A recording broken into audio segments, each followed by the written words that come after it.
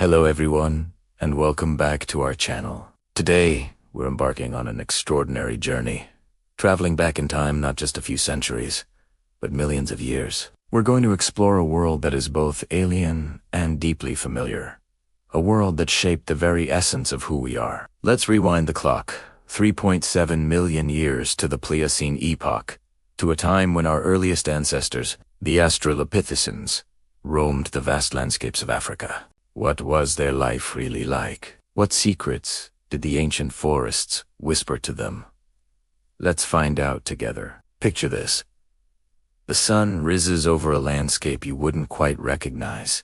It's a mosaic of dense, humid forests and sprawling, grassy savannas. The air is thick with the scent of damp earth, blooming flowers, and the musk of wild animals. This is the world of Australopithecus afarensis, a species famously represented by the fossil lucy. They weren't quite human as we know it, but they weren't just apes either. There was something in between, a crucial link in our evolutionary chain, taking their first tentative, upright steps into a new world. Their lives were a constant dance between two realms, the trees and the ground. Bipedalism, the ability to walk on two legs, was their revolutionary new skill. Imagine a small group of them, maybe a family, moving through the tall grasses. Walking upright offered them a huge advantage. It freed their hands to carry food, tools, or even their young. It also allowed them to see over the grass, to spot lurking predators like the saber-toothed cat,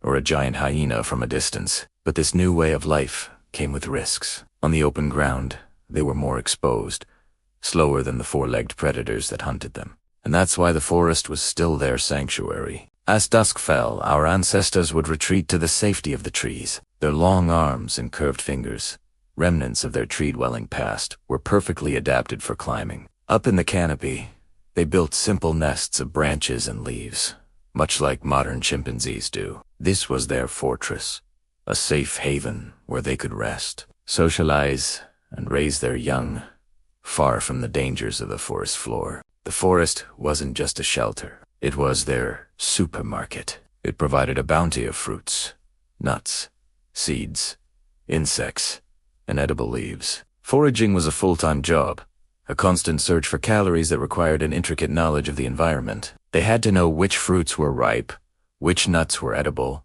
and which plants were poisonous. This wasn't just instinct. It was learned knowledge, passed down from one generation to the next. Imagine a mother showing her child how to crack open a tough nut using a simple stone. This is the very dawn of technology, the earliest hint of the ingenuity that would define the human lineage. These simple actions, repeated over millennia, were slowly shaping their brains, fostering problem-solving skills and social learning. The forest was their first teacher, and its lessons were about survival, observation, and innovation. Life was a group effort. Australopithecines lived in social groups, a strategy that provided protection and support. They communicated, not with complex language like ours, but through a rich vocabulary of gestures, body postures, and vocalizations. A sharp cry could signal danger. A gentle touch could offer reassurance. Within the group, they would groom each other, strengthening social bonds and maintaining group cohesion. This social fabric was their greatest strength. Alone, Australopithecus was vulnerable, but together, they were a force to be reckoned with. They could cooperate to find food and collectively defend themselves against threats. Let us talk about one of the most incredible discoveries that gives us a window into this ancient world. De la Tolli. Footprints in Moderinde, Tanzania, preserved in volcanic ash that fell 3.7 million years ago, are the fossilized footprints of three individuals walking side by side. When you look at them, you can almost feel the moment. The ash was fresh, like wet sand. Two larger individuals walked together, and a smaller one walked in the footsteps of one of the adults. Were they a family? A father, mother, and child, escaping a volcanic eruption, or just friends walking together? We can't know for sure. But what we do know is that they walked upright, with a gait remarkably similar to our own. These footprints are a snapshot, a single moment of ancient life frozen in time. They are a tangible connection to our distant past, A profound reminder that our journey began on 2 feet, walking across the African savanna. Their world was a sensory explosion. The sounds of the Pliocene would have been a constant symphony of life. The chatter of monkeys, the calls of exotic birds, the low growl of a distant predator, the buzzing of insects. These sounds weren't just background noise.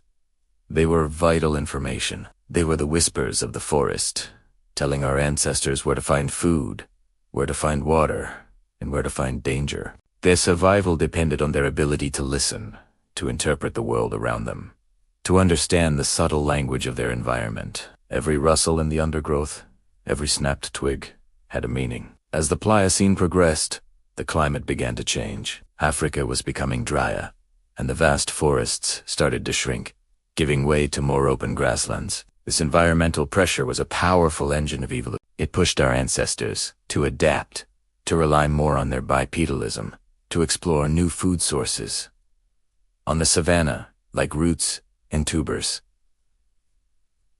dug from the ground, this challenge, this need to adapt to a changing world, may have been the very catalyst that spurred the development of larger brains and more sophisticated tool use in later hominins. The whispers of the forest were changing, and our ancestors were learning to listen to a new song, the song of the savanna. So, when we look back 3.7 million years, we see a species on the cusp of a monumental transition. Australopithecus was a creature of 2 worlds, caught between the ancient safety of the trees and the new possibilities of the open plain. Their lives were filled with challenges, but also with innovation, social connection, and a deep, intimate knowledge of their natural world. They were the pioneers who laid the groundwork for everything that came after. Their story is our story.